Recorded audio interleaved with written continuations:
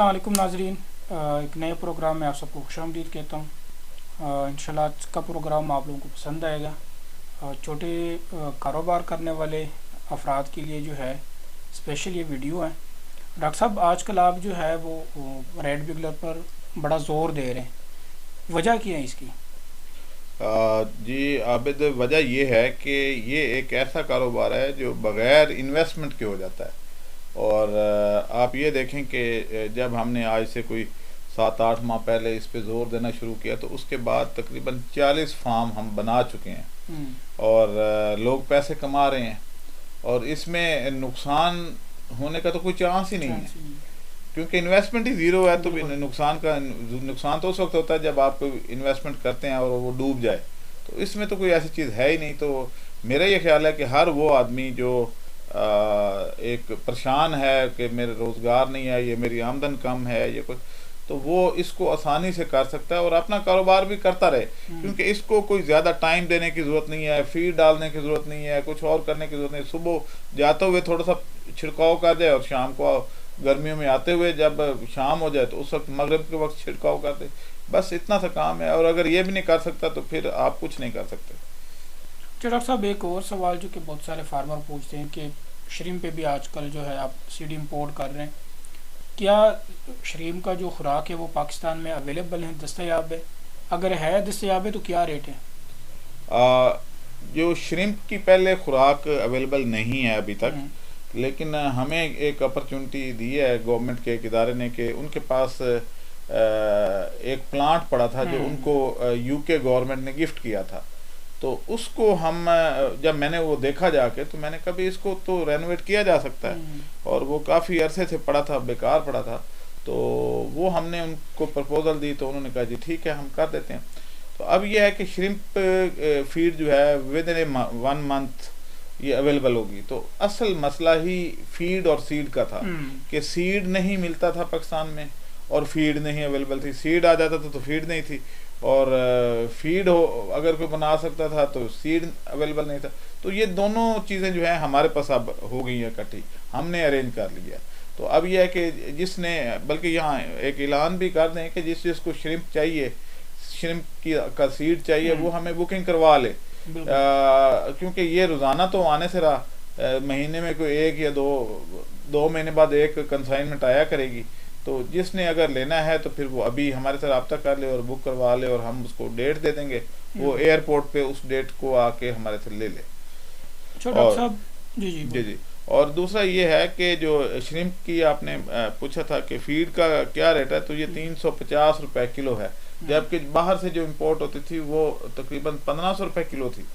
तो अच्छा, ये रेट इसलिए इसका ज़्यादा होता है कि एक तो प्रोटीन इसमें ज़्यादा है, और दूसरा ये है कि ये बहुत थोड़ी मिकदार में बनानी पड़ती है। हम्म। उसके लिए स्टीम पैदा करना, उसके लिए सारे लवाजमात तो वही हैं हम्म। कि आप एक दफ़ा फ़र्ज करें कि स्टीम जनरेट कर लेते हैं बॉयलर में, तो उससे चाहे एक ट्रक बनाएं या एक बैग बनाएं, हम्म। वो स्टीम ने तो एक दफ़ा जनरेट होके तो एनर्जी कंज्यूम हम्म। हो जानी है, फ्यूल लग जाना है, फर्नेस ऑयल खर्च हो जाना है। वो स्टीम बाद में आपको ज़ाया करनी पड़ती है, हम्म। क्योंकि इस श्रिम्प फार्मिंग का इतना नहीं है, बिल्कुल नहीं। अभी ट्रेंड नहीं है।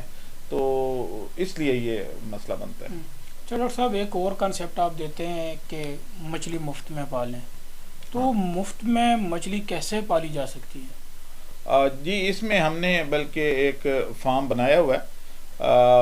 हो ये रहा है कि फर्ज करें काला रहू, तो काला रहू क्या खाती है? हम्म। घास खाती है, लूसन हम डाल देते हैं। उसके अलावा जो है हम उसको ये डकवीड और अजोला डालते हैं। तो मैंने इस पे काफ़ी काम किया और मैंने अपने फार्म पे कोई तकरीबन 2200 मछली इस तरीके से पाली है कि मैंने एक ज़रा भी खुराक का नहीं डाला, जो कमर्शियल खुराक है। ठीक हम्म। है, मेरी मछली 1 महीना लेट उसने वज़न किया है, लेकिन वज़न तो किया है हम्म। ना। और वो कहते हैं ना कि जो मुफ्त में वज़न कर जाए वो आपका सारे का सारा प्रॉफिट है। हम्म। और जिस पे अखराजात आए तो फिर वो सारे का सारा प्रॉफिट नहीं होता, उसमें अखराजात माइनस होते हैं। तो मेरा फोकस ये होता है कि वो काम किए जाएं जिससे आपकी इन्वेस्टमेंट ना हो, क्योंकि लोग कई दफ़ा लुट चुके हैं। कोई आस्ट्रोलॉब के ज़रिए लुट चुका, कोई शुतुरमुर्ग के ज़रिए लुट चुका, कोई मुख्तलिफ बिजनेस में लुट चुके हैं। तो अय्याम सिमानी में लुट गए, फिर हाई ससेक्स का दौर आया, तो इन चीज़ों में पैसे गवा चुके हैं। इवन गोल्डन मिस्ट्री में भी लोग पैसे बनाते नहीं हैं, ज़्यादा गवाते हैं। तो अब ये है कि ये रेड विगलर में आपकी इन्वेस्टमेंट कोई नहीं है, जो भी आना है आपका प्रॉफिट होना है। इस तरीके से ये जो मछली है इस तरीके से पाली जाए तो इसमें भी आपका टोटल प्रॉफिट है, इसमें अखराजात ना होने के बराबर हैं। यानी घास पे क्या अखराजात आने, ये घर में आपने सब्जी पालक काटी, धनिया आपने इस्तेमाल कर ली, डंडियाँ या उसके पत्ते कुछ ज़ाया हो गए, तो वो सारे ये खा जाती है, ग्रास का खा जाती है।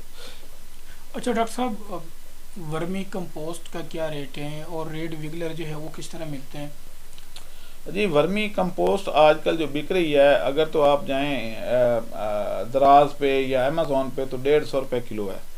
और अगर आप रेड विगलर का पूछें तो इस्लामाबाद में कोई एक दो बंदे हैं, बाकी जगहों पे भी तो वो 25,000 रुपये किलो बेच रहे थे। लेकिन हमने अपना रेट जो है वो 5,000 रुपये किलो रखा रेड विगलर का। और वर्मी कंपोस्ट जो है वो आप अगर सिर्फ 25 रुपये किलो भी बेच दें, जो कि हर ज़िम्मेदार ख़रीद लेगा, तो आपको 2 महीने के बाद 2.5 लाख रुपया वर्मी कंपोस्ट से आ जाएगा। तकरीबन आपका 50,000 रुपया रेड विगलर से आ जाएगा और तकरीबन कोई 40 से 50,000 रुपया ही वर्मी वाश से आ जाएगा। अच्छा डॉक्टर साहब, रेड विगलर जो है वो पालते कैसे हैं और इनके फ़वाइद क्या हैं? ये रेड विगलर जो है ये बेसिकली आप समझें कि गोबर पे आपने पालना है, या कोई कागज़, अखबारी रद्दी कागज़ या इस तरह की चीज़ें, पत्ते वत्ते, सब्जियां, फ्रूट गले सड़े, वो आपने डालने होते हैं और कोई अखराजात इस पर नहीं है। और ये रेप्लिकेट करता रहता है। दुनिया की बेहतरीन खाद जो है वो वर्मी कंपोस्ट खाद है। और क्या पूछा था आपने? फ़वाइद क्या हैं? फ़ायदा ये है कि देखें, आप खाद को रिप्लेस कर रहे हैं और वो भी ऑर्गेनिक खाद। तो इसका ये है कि एक तो फसल का रेट आपका ज़्यादा लगता है, फसल की बढ़ोतरी अच्छी होती है और केमिकल खादों से जान छूट जाती है। और ये खाद माफिया जो है वो जो बड़े बड़े माफिया बने हुए हैं कि ब्लैकमेल करते हैं फार्मर को, डंडे बरसाते हैं, पैसे भी लेते हैं। और क्योंकि वो कमज़ोर है फार्मर, वो बेचारा इसी काम के लिए रह गया कि उसको डंडे लगते रहे, वो लाइनों में लगा रहे और पैसे भी दे और उसको खाद भी ना मिले। तो ये उससे निजात का बेहतरीन जरिया है। अच्छा डॉक्टर साहब, ये रिहायशी कमर्शियल एरियाज के आसपास भी हो सकता है? हाँ, इसमें स्मेल नहीं होती और लोग घर में मंगवा के रखते हैं vermi compost. Imported vermi compost Pakistan में आती है और उसको वो बना के और अपने गमलों में इधर उधर लोग रखते हैं, कोई ऐसी बात नहीं है। थैंक यू डॉक्टर साहब, शुक्रिया आपका। उम्मीद है आप लोगों को प्रोग्राम और सवाल पसंद आए होंगे। अब दे हम इजाज़त। अल्लाह हाफ़िज़। हमारे चैनल को सब्सक्राइब करें और साथ में बेल आइकन को भी दबा दें ताकि हमारी हर नई आने वाली वीडियो आप तक बआसानी पहुंच सके।